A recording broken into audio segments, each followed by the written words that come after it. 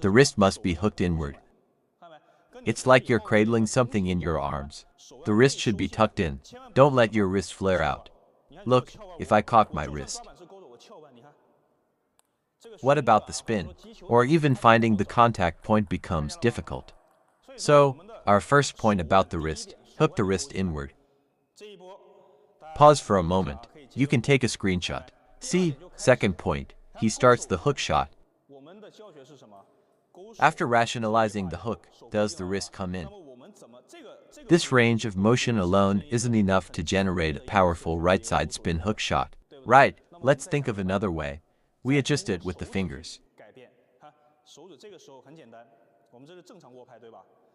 For side spin, the thumb is on the right side of the rubber, right?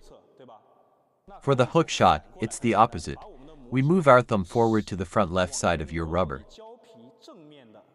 Look at it from this left side. Look at the thumb. Press it here, and you'll naturally find your whole web grip position the left shoulder of the racket toward your index finger. It hooks into this position. The right shoulder of the racket moves closer to your index finger. That completes the basic hook grip, the preliminary grip. Now, some people actually hold it like this, right? Some hold it like this. That's not it. There's no fixed, absolute rule. It varies from person to person. Within a reasonable framework and range, we go with what's comfortable, right? But there is one key point. The thumb must press on the front left side of your rubber. You're facing the left side like this. Press it there, then combine it with the wrist action. Right, that's point one. Now, with this grip, let me send you a ball. Pull the camera in. Here we go. See if my ball has enough spin. See this rotation? I'm just pushing it forward. It already has a curve to my left, right? If I brush it a little thinner, it can curve very beautifully. This section covers the first point, grip and finger positioning. Right, so that's the first point of the hook shot. Second point, pay close attention. The hook shot has a different spin. Let's talk about side spin for comparison. Let me show you like this. This is side spin, right? Now, at this point some friends only learn the first point. Say they learn the grip and then leave. What if they're gone then? They give up halfway, so they only learn the grip and think it's okay. The problem is the elbow position. Has anyone here noticed? When I was explaining the first point, there was a small detail. Keep that holding something feeling when you're setting up for the hook. If I'm holding a relatively large object, I need to open my elbow a bit. See, my elbow can't be glued to my waist. It's different from side spin. See, open your elbow a bit. Hey, it's kind of like the feeling of drawing a bow. This bow drawing motion is the second point, the elbow. You must pay attention to this detail. Look, actually, lots of people serve hook shots, but why can they produce a serve of this general shape? Look, they can do this motion, but they miss the essence. This shows every detail is crucial. See? Does anyone have a question for Coach Sun? It's backwards, right? If I raise my elbow, you'll see I can achieve a full my wind-up distance. Actually, raising your elbow solves what problem? It solves your serving distance problem. Because the serve is all about your own power generation and your own ball toss. Right, your own force, your own toss. If your distance isn't sufficiently extended, if there's not enough space, your spin speed won't come out.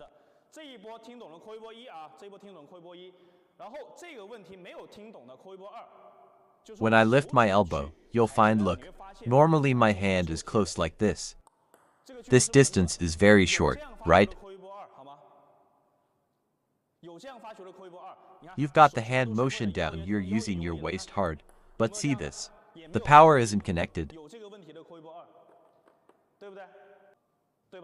Now, watch. Same hand motion. Same body weight shift. Look, with my arm tucked, my hook is just arm movement. If I open up, you'll find the hook shot becomes very ... two words. Very stretched.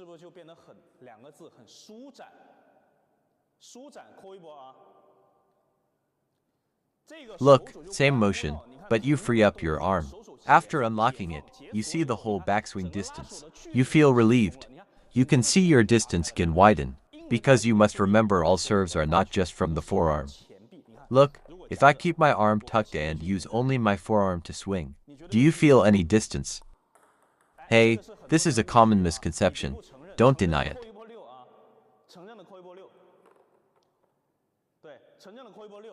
That is, many people think they don't really notice the elbow, because many have learned backhand flicks that use the forearm. Forehand loops emphasize forearm snap. Actually, there are too many such misconceptions. Serving isn't about using just the forearm to create distance. I'll teach you after you free up your arm. Third point, I'll have Coach John guide to serve a couple. Let me tell you about the hook shot. Actually, Coach Jiang's hook serve is very good.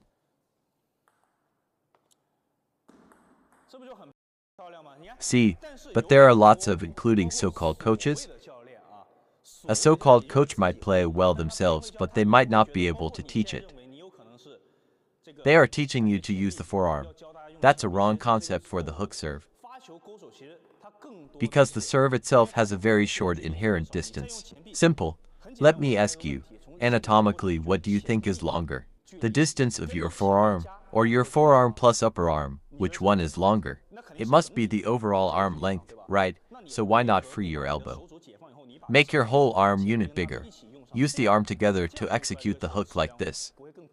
Then serve him another one. Make it curve a bit more. Perfect.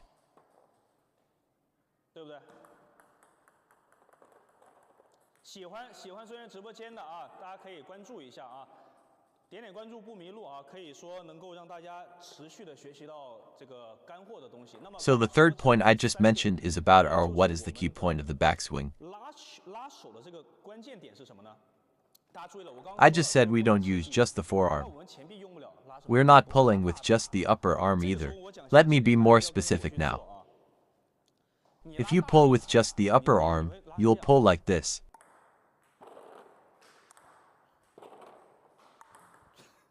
Just moving the upper arm. So what are we pulling? Actually, how do you ensure this movement as you can see what is stretched? Because I'm pulling from deep inside my core back. See, pulling from inside out.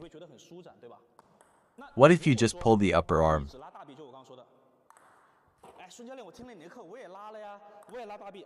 Careful, it's not pulling the arm. Why?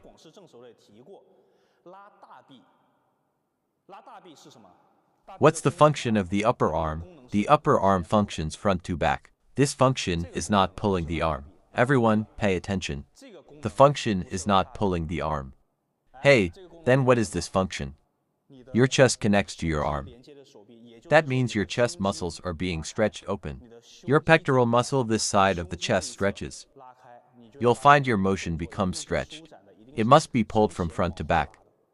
Pulled from inside out. Once you have this pulling feel, then you open up. Look. Isn't this trajectory beautiful? Elegant or not? I blocked the view, right? Let me show you again. Open your chest. It's absolutely not because as soon as you think it's just about the upper arm then it's over. Then maybe you took a class with Coach Sun but didn't listen to the whole thing. You left after the second point. Then maybe you think you've learned snooker instead. If I demonstrate the complete motion properly, the third point you see is opening up, stretching my pecs. If I swing just my upper arm back and forth, my chest doesn't move. See, only the upper arm is moving. But if I pull like this, you'll feel this chest muscle is being stretched laterally. See, it goes to the right. I'm not just pulling my arm back. Isn't it nice and stretched? That applies to long hook serves too. It's the same principle, stretch out. You just need to be a bit stronger, stretch more. For a heavy backspin serve, you go down, right? For a short serve, you turn your waist a bit more. Once you master these 3 key points, your hook shot will be pretty much there. The rest, like varying the spin, it's just about making it spin or not. Once you understand the core principle, think about it. If I serve the ball with this much arc, how would you normally return it? You'd attack me, right? Just treat it like a real match. What do you think? I serve, and it kicks up. But this is the reality. Right. But when you have what I just after I explained these three details to him. If I serve now, you treat it like a match. Look, with no spin or light spin, I served a short ball, no space for a big backswing. At most, what can he do? A light push or maybe a light flick. That's already a very well executed serve. What we focus on is, you'll find why I don't separately teach topspin and backspin serves. Because once you've solved this core power generation to switch between topspin and backspin, you just adjust one thing. At the moment of contact, you just need to adjust one thing. The contact point. The moment you strike the ball, one adjustment at the point of contact. As for the direction of your force, it's pretty much the same. Why? Because your chest must be open and stretched. For example, to serve short, I just need to direct a bit more force to the right to prevent the ball from bouncing too long. I can serve it short. If I want to serve long, I still use that chest stretch. But as I pull my chest back in, I add a forward thrust from my waist and hips to that power. That makes it a long serve.